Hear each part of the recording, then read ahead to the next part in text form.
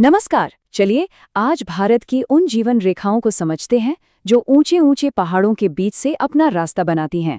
हम बात कर रहे हैं भारत के प्रमुख दर्रों की। देखिए, ये सिर्फ रास्ते नहीं हैं, ये तो वो धमनियां हैं जिनसे होकर इतिहास, संस्कृति और व्यापार हमेशा से बहता आया है और जिसने भारत को वो शक्ल दी है जो आज है। सोचिए, सदियों से ये सवाल कितना अहम रहा होगा और इसका जवाब हमेशा से रहा है ये कुदरती दरवाजे यानी पहाड़ी दर्रे।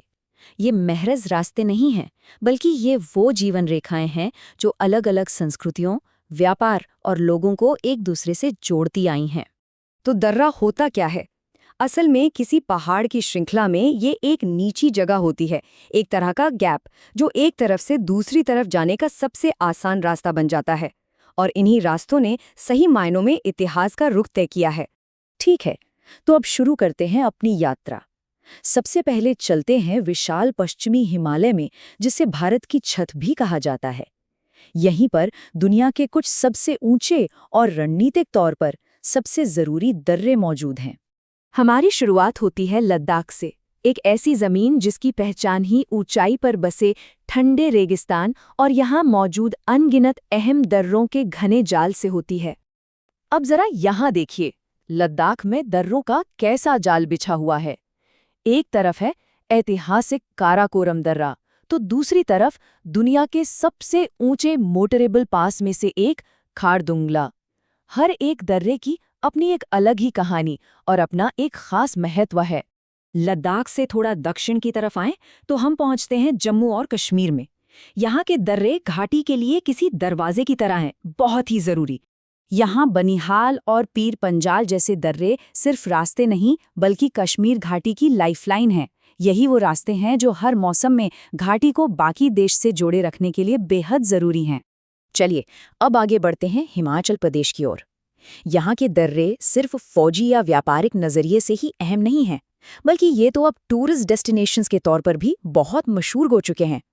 ये दर्रे अलग अलग संस्कृतियों और नज़ारों को आपस में मिलाते हैं। जैसे रोहतांग दर्रा एक तरफ कुल्लू की हरी भरी वादी को लाहौल और स्पीति के ठंडे रेगिस्तान से जोड़ता है, बिल्कुल दो अलग दुनियाओं का मिलन। पश्चिमी हिमालय में हमारा आखिरी पड़ाव है उत्तराखंड। यहाँ के दर्रों का इतिहास तीर्थयात्रा के प्राचीन मार्गों से जुड़ा हुआ है। ये दर्रे अपनी लोकेशन की वजह से बहुत खास हैं, क्योंकि ये सीमा के बहुत करीब हैं और साथ ही इनका सांस्कृतिक और धार्मिक महत्व भी बहुत ज़्यादा है। सदियों से ये आस्था के रास्ते बने हुए हैं। अच्छा, अब पश्चिम से पूरब की ओर चलते हैं।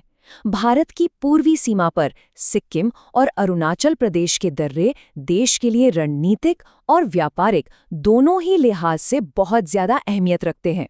सिक्किम की बात करें तो नाथुला जैसे दर्रे व्यापार और कूटनीति के लिए बहुत ही ज़रूरी रास्ते हैं। यही वो गलियारे हैं जो भारत को अपने पूर्वी पड़ोसियों के साथ जोड़ते हैं। वहीं अरुणाचल प्रदेश में इन दर्रों की रणनीतिक अहमियत बहुत ज़्यादा है।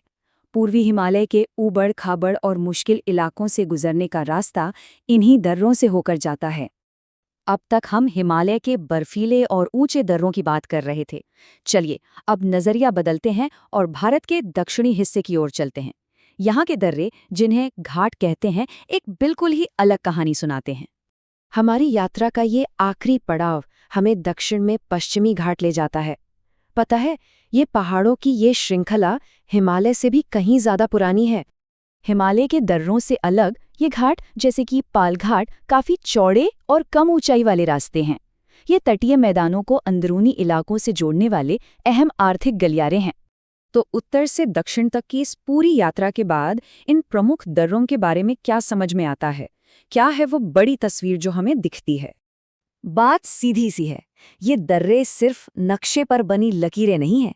ये असल में वो धमनियां हैं जो भारत जैसे विशाल और विविध शरीर में जिंदगी, व्यापार और संस्कृति को एक कोने से दूसरे कोने तक पहुंचाती हैं।